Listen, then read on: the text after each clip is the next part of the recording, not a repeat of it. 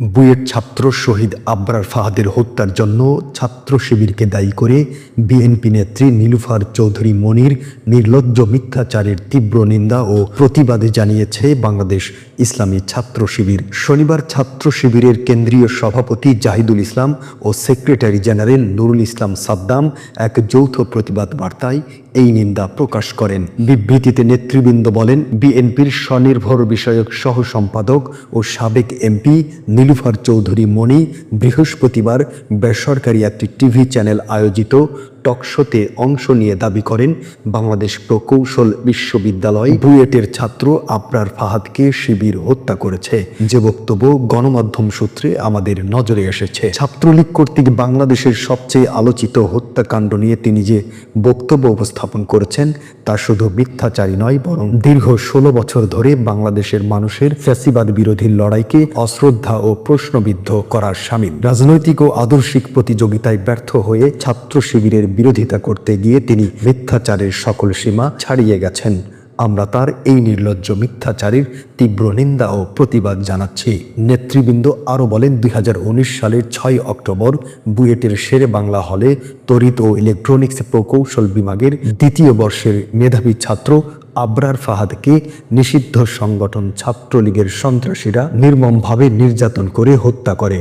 আধিপত্যবাদের বিরুদ্ধে কথা বলার অপরাধে তাকে শিবির ট্যাগ দিয়ে নির্মমভাবে হত্যা করে তারা, যা আদালতের রায় দ্বারা প্রমাণিত।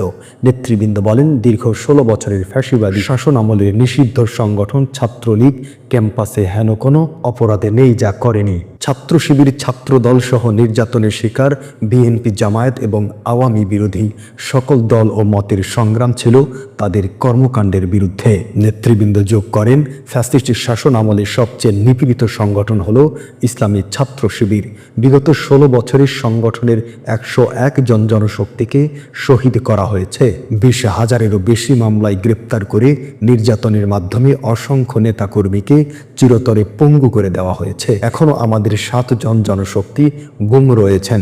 শিবির সন্দেহে সনাতন ধর্মাবলম্বী বিশ্বজিৎ সহ অসংখ্য মানুষকে হত্যা ও নির্যাতন করেছে ছাত্রলীগ, যার প্রমাণ গণমাধ্যম ও জাতির সামনে সুস্পষ্ট।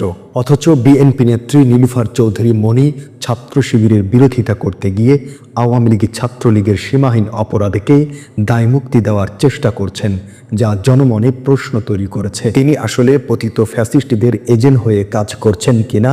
শুধু তাই নয়, ছাত্র সংসদের নির্বাচনকে কেন্দ্র করে ছাত্র শিবিরের সাংগঠনিক ইমেজ বিনষ্ট করার জন্য পরিকল্পিতভাবে তিনি সহ একটি বিশেষ চক্র এমন মিথ্যাচারের পথ বেছে নিয়েছেন। নেতৃবৃন্দ বলেন, আমরা তার এই বক্তব্য ঘৃণাভরে প্রত্যাখ্যান করছি এবং অবিলম্বে এই অসত্য ও উদ্দেশ্য প্রণোদিত বক্তব্য প্রত্যাহার করে জাতির কাছে ক্ষমা চাওয়ার আহ্বান জানাচ্ছি। অন্যথায় আমরা প্রয়োজনীয় আইনি ব্যবস্থা নিতে বাধ্য হব।